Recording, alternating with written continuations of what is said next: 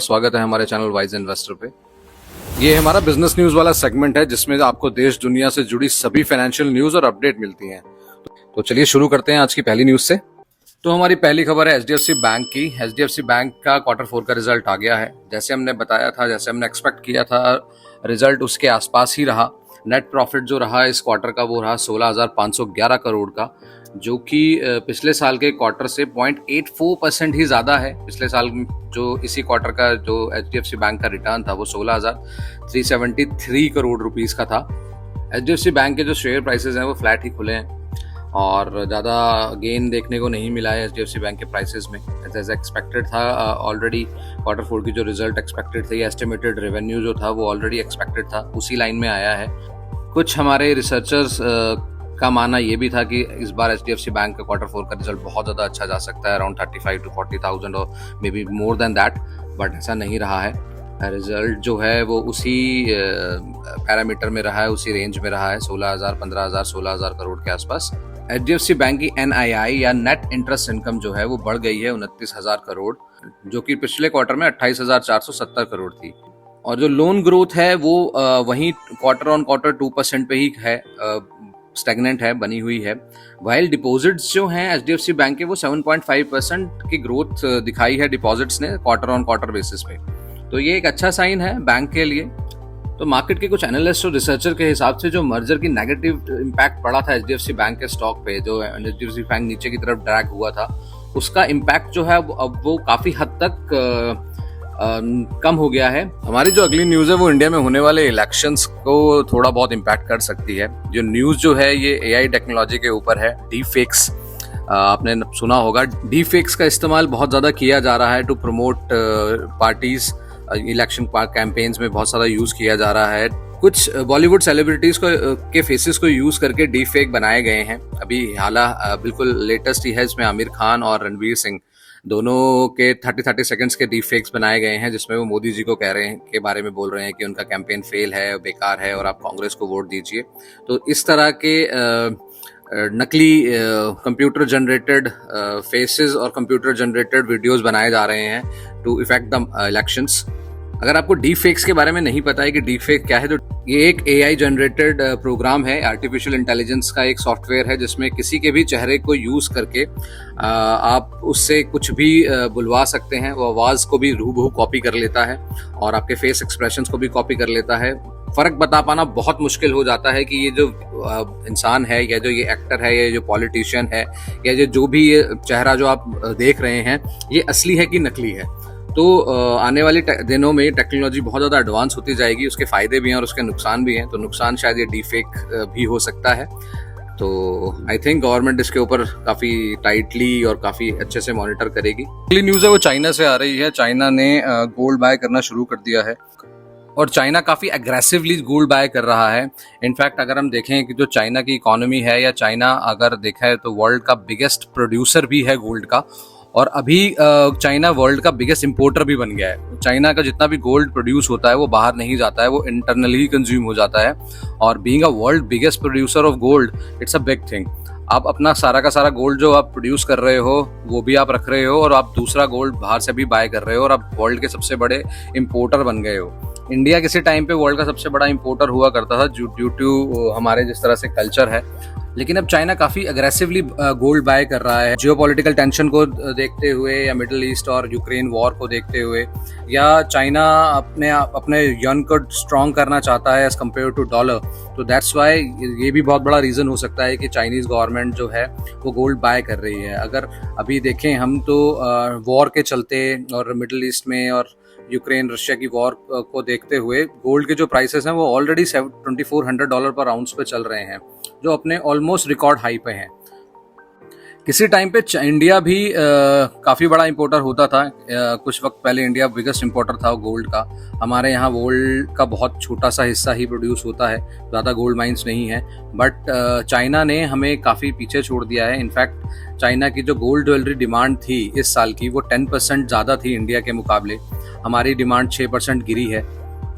अगर हम gold coins या गोल्ड इन्वेस्टमेंट्स की बात करें तो चाइना 2022 में चाइना में 218 टन गोल्ड खरीदा था लोगों ने और गवर्नमेंट ने, वेयर एज इंडिया में 173 टन खरीदा गया था। 2023 में ये जो आंकड़ा है वो और ड्रास्टिकली बढ़ा है। इनफैक्ट इंडिया में जो डिमांड है गोल्ड की वो थोड़ी सी बड़ी है, बहुत थोड़ी सी, compare to last year is 185 tons of gold. But China में अगर हम देखा जाए तो इट्स ऑलमोस्ट 280 टन्स, जो कि काफ़ी ज़्यादा है लास्ट ईयर के मुकाबले। चाइनीज सेंट्रल बैंक्स भी काफ़ी ज़्यादा गोल्ड खरीद रहे हैं, बट सिर्फ गवर्नमेंट या इंस्टीट्यूशनल बाइंग नहीं है, चाइना के आम लोग भी गोल्ड में बाय कर रहे हैं। थोड़ा सा ट्रेंड चेंज हुआ है जब से प्रॉपर्टी सेक्टर में वहाँ पे क्राइसिस हुए हैं, मार्केट वॉलेटाइल हो रही है और आपका जो युआन है वो थोड़ा वीक हुआ है एज कम्पेयर टू डॉलर। तो वहाँ पे जो गोल्ड की प्रेफरेंस है लोगों में वो ज़्यादा बढ़ गई है, तो वहाँ पे गोल्ड होर्डिंग होना शुरू हो गई है। तो ये भी रीज़न है गोल्ड प्राइसेस के ऊपर जाने का। अगर हम पिछले 2 साल के एनालिटिक्स को देखें तो चाइना ने ऑलमोस्ट 2800 टन गोल्ड जो है वो इंपोर्ट किया है, जो कि एक बहुत बड़ा नंबर है। तो देखते हैं आने वाले टाइम में गोल्ड प्राइसेस किस तरफ जाते हैं। अगली जो न्यूज़ है वो अरबपति एलॉन मस्क की है। एलॉन मस्क जो अपने मूड और अपने फ्यूचरिस्टिक आइडिया के लिए काफ़ी बदनाम है। उनका एक टेस्ला प्रोजेक्ट है टेस्ला रोबो टैक्सी, जो कि टेस्ला कंपनी को काफ़ी ज़्यादा लॉसेस की तरफ ले जा रहा है। टेस्ला ने और एलॉन मस्क ने अपना काफ़ी बड़ा स्टेक लगा दिया है अपनी इस ड्रीम को पूरा करने के लिए, जो रोबो टैक्सी उनकी नई ड्रीम है। अगर हम पिछले फाइनेंशियल ईयर की बात करें तो टेस्ला का जो स्टॉक था वो ऑलमोस्ट 40% नीचे गिर गया है। उनकी जो चाइनीज़ मार्केट में मोनोपोली थी एक तरह से ईवी मार्केट्स में, वो भी काफ़ी नीचे आई है। एलॉन मस्क अपने मूड के लिए बहुत फेमस है। उनके एक पुराने चीफ एग्जीक्यूटिव ने ये भी बोला अपनी ऑटोबायोग्राफी में कि उनका मूड ऐसा है जैसे डेमन मोड में चले जाते हैं वो, और कभी भी कुछ भी कर देते हैं। और अभी जैसे आप देखोगे कि आप पिछले 2 दिन पहले उनकी न्यूज़ भी थी कि नरेंद्र मोदी के साथ उनकी मीटिंग थी 22 अप्रैल को, जो कि पोस्टपोन्ड हो गई है विदाउट एनी रीजंस या अननोन रीजंस। शायद उसका एक रीज़न ये भी रहा होगा कि प्रॉफिट जो हैं टेस्ला के वो 40% नीचे गिर गए हैं, जो कि पिछले 4 साल में पहली बार उनका रेवेन्यू डिक्लाइन हुआ है। और एलॉन मस्क ने अनाउंस भी किया है अपनी कंपनी का बिगेस्ट ले ऑफ, जो अभी आज तक इतना बड़ा ले ऑफ उन्होंने कभी किया नहीं है, बट बहुत बड़ा ले ऑफ वो करने जा रहे हैं। और सारा का सारा दांव जो है अब वो लगा रहे हैं अपने कॉन्सेप्ट व्हीकल के ऊपर, जो उसको वो रोबो टैक्सी बोल रहे हैं। देखते हैं आने वाले टाइम में टेस्ला का स्टॉक कहाँ जाता है, और क्या ये रोबो टैक्सी जो उनकी ड्रीम है या ये नया फ्यूचर प्रोजेक्ट्स जो उनके चल रहे हैं या जो आने वाले हैं वो कामयाब होते हैं कि नहीं। जो अगली न्यूज़ है वो एक्सिस बैंक की तरफ से आ रही है। एक्सिस बैंक प्लान कर रहा है इक्विटी रेस करने के लिए, इक्विटी कैपिटल रेस करने के लिए। लास्ट ईयर दिसंबर में एक्सिस बैंक का जो CET1 था, यानी कॉमन इक्विटी टियर 1 था, वो 13.7% था, जिसको वो डाइल्यूट करने वाले हैं। अगर रेगुलेटरी बॉडीज़ की बात करें, RBI के अकॉर्डिंग देखा जाए तो 8% के आसपास CET1 रखना पड़ता है बैंक्स को। अगर हम ICICI, HDFC या कोटक महिंद्रा की बात करें तो अकॉर्डिंगली 16%, 16.3% और 20% जो है उनका CET1 है। तो शॉर्ट टर्म में इस इक्विटी रेस का डेफिनेटली एक्सिस बैंक के शेयर प्राइसेस पे फ़र्क आएगा, पर लॉन्ग टर्म में शायद उनकी ग्रोथ के लिए अच्छा हो। कुछ एनालिस्ट के हिसाब से हर 100 बिप्स के ऊपर अराउंड एक्सिस बैंक 9900 करोड़ जो है वो इक्विटी कैपिटल रेस करेगा। तो आने वाले टाइम में देखते हैं कि एक्सिस बैंक जो है वो किस तरह से परफॉर्म करता है। अगली जो हमारी न्यूज़ है वो हमारी इंडियन आर्मी, हमारी सेना की तरफ से आ रही है। सेना 6,800 करोड़ रुपए इन्वेस्ट करने वाली है to buy rocket launchers and hand missiles. तकरीबन 500 लॉन्चर्स और 3000 मिसाइल जो इंडिया की यहीं पे बनाने की कोशिश की जाएगी। उसके ऊपर इंडियन गवर्नमेंट और इंडियन आर्मी काफ़ी बड़ा कॉन्ट्रैक्ट देने जा रही है। और ज़्यादातर जो ये very short range air defence system है, इसे इंडिया में ही बनाया जाएगा। पहले हम रशियन इग्ला S और इग्ला 1M मिसाइल्स को यूज़ करते थे, बट वो पुरानी हो चुकी हैं और उनका कॉन्ट्रैक्ट जो है वो ख़त्म होने वाला है। और हमें बहुत ज़्यादा ज़रूरत है एक ऐसे वेपन सिस्टम की जो इंडिया में ही बना हो और इसकी डिपेंडेंसी किसी बाहर के मुल्क के ऊपर ना रहे।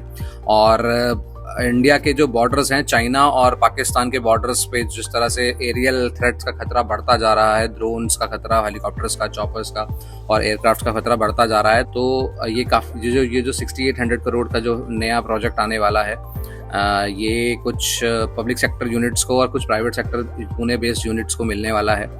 तो ये थे आज के कुछ समाचार। अगर आपको वीडियो पसंद आया हो तो चैनल को सब्सक्राइब जरूर कर दें, लाइक जरूर करें।